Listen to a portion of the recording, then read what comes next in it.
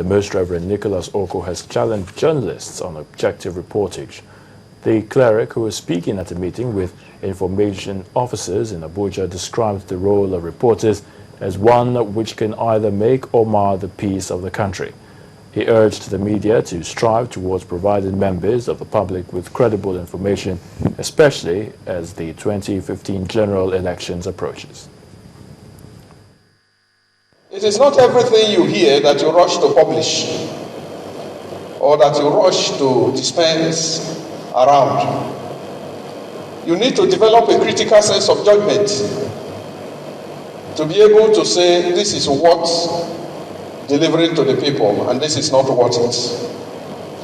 This is critically important as we approach 2015, when there will be a lot of information floating about politics and politicians. If you don't handle them properly, you just destroy people for nothing. If you handle them properly, you'll be informing the society, you'll be building the church, you'll be playing your role creditably. Issues that affect government are very sensitive. And if you handle them very well, you'll be helping the government to govern. And you'll be helping the poor and the general populace to relate with government.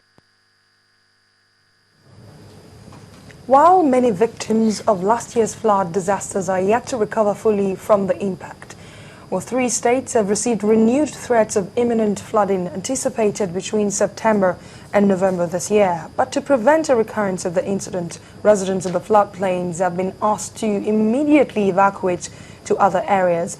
Residents of Niger, Kwara and Kogi states were warned that the Kenji and the Jeba dams may soon experience an overflow and may result in huge flooding of several communities and possible loss of lives.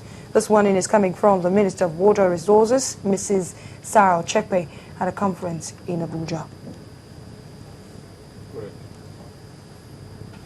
Welcome back on the news track. Well, the new Partnership for Africa's Development, NEPAD, wants state governments in Nigeria to do more in eradicating poverty and, of course, improving the standard of lives of the people in the country. And Delta State people celebrate as the state turns 22. Please stay with us. If you want to know what's trending or you miss your favorite live shows, you can watch it all on our YouTube channel. Simply log on to www.youtube.com/channelsweb. Scroll down to your favorite program and click play. You can also view all uploaded videos by clicking on View All. Don't forget to subscribe and get the latest videos. If they are interesting, like them and be heard. Get connected with the channel's television YouTube page. The news at your fingertips.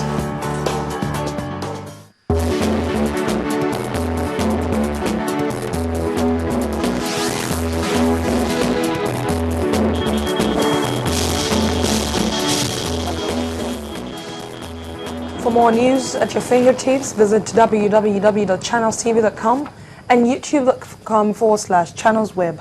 And if you are on the go, visit m.channelstv.com to view us live on the iPad, iPhone, or BlackBerry. You can also download the Channels TV app for the Android and Nokia 920 devices from their respective stores.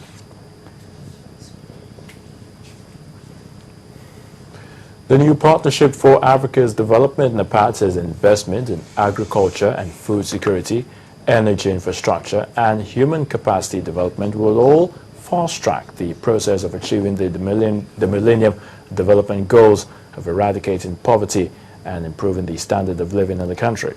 Now, the special advisor to the president on the PAD, Ambassador Tunji Olagunju, gave the advice at a 2-day conference organized for state coordinators of NEPAD in Lokoja, the Kogi state capital. The new Partnership for Africa's Development as a tool for good governance was the theme of this program, which had in attendance representatives from the 36 states of the Federation and Governor Idris Wada of Kogi State as special guests. The special advisor to the president on NEPAD, Ambassador Tunji Olagunju, explained that the theme was conceived on the growing opinion that the absence of good governance has become the most critical missing link in the quest for sustainable development. A recent study has shown that this region, that's Sub-Saharan Africa, has not benefited from global decrease in the proportion of people living in poverty and hunger, in spite of the natural environments of our continent. Ambassador Olagunju maintained that if projects and programs under the sectors are conscientiously implemented, they will have positive impact on the citizenry. To fast-track this process of achieving the MDGs, the NEPAD agenda has emphasized on agriculture and food security, energy, infrastructure, and human capacity development in health and education. On his part, Governor Idris Wada used the occasion to highlight development strategies by his administration towards realizing good governance and improving the lives of the people of the state. Our transformation initiatives in agriculture have produced tangible outcomes of hundreds of acres of rice planted along the floodplain of the River Niger. Last year, the various sections of the rice farms were allocated to cooperative groups, women organizations, and youth groups. This project, apart from generating thousands of employment opportunities, also encourages agro-industrial investment with unquantifiable backward integration advantage. Beyond issues discussed, participants have a challenge of working with state governments to accomplish the needed transformation through good governance. For those traveling out of the country, the old yellow card will cease to be valid come October 1st, 2013. Well, the Minister for Health, Professor Onyebuchi Chukwu, made the announcement at the ongoing 56th National Council meeting on health in Lagos. He says the vaccines and the new cards are now available in the Port Health Services office nationwide, and those with the old ones should have theirs replaced. It's the 56th National Council Summit on Health holding here in Lagos. Right inside this hall are held practitioners and professionals across the country who have come to discuss on the state of the nation's health sector. Discussions in here are centered around looking at Nigeria's healthcare delivery system now and beyond 2015. More importantly is the need to strengthen the response to public health emergencies in the country. But first, the Minister of Health, Professor Onyebuchi Chukwu, looked back at the progress for the last meeting. Between 2008 and 2012, we have reduced under-5 mortality in Nigeria from 157 per 1,000 live births. The current figure now is 94 per 1,000 live births.